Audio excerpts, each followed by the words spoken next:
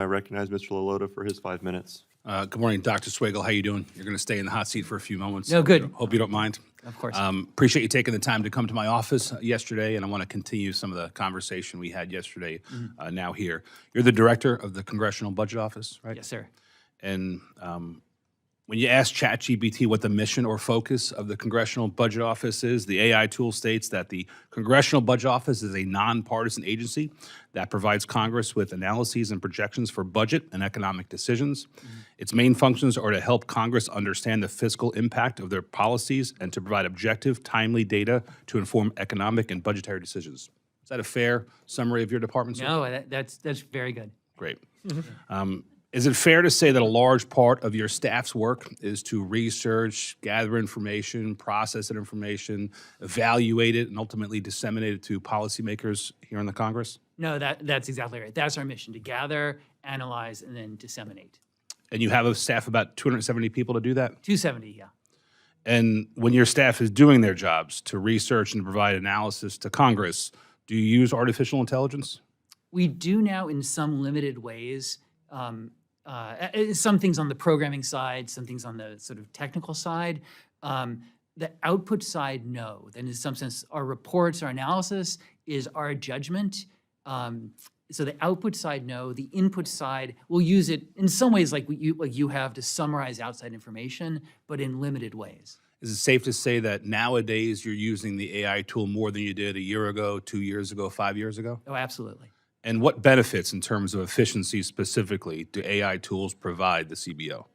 For some things, it's really an incredible benefit. On the programming side, converting from old code to new code, it's amazing. For summarizing information, it's very useful. And you showed a perfect example. Sometimes it's not quite as good for complicated issues, and so we're still a bit wary. But when you're using it, you're seeking to use it to make work more efficient. I'll give you one example. I had a recent meeting with someone, and I wanted to know, well, what's this person's work about?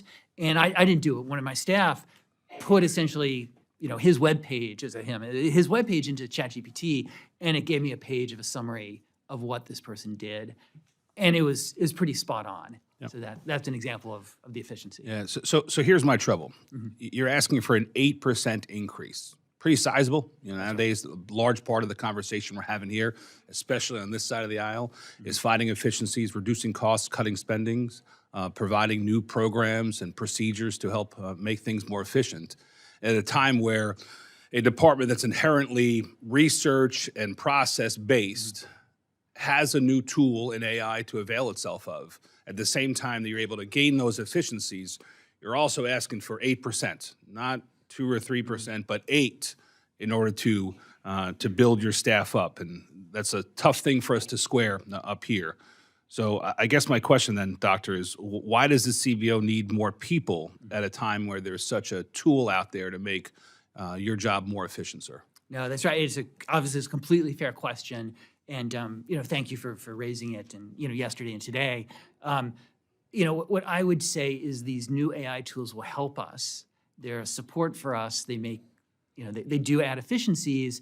The people we add are experts, and they're the ones doing the analysis. And so of an issue that's in front of us, we need the experts who understand what's happened in the past, what the situation is now, how what the executive branch is doing affects the legislation, and then can do that analysis. So in some sense, it's our analysis, our people who are the experts use these tools, but we need the people. I can give you an example, but I feel like I've gone on a bit long. I appreciate that.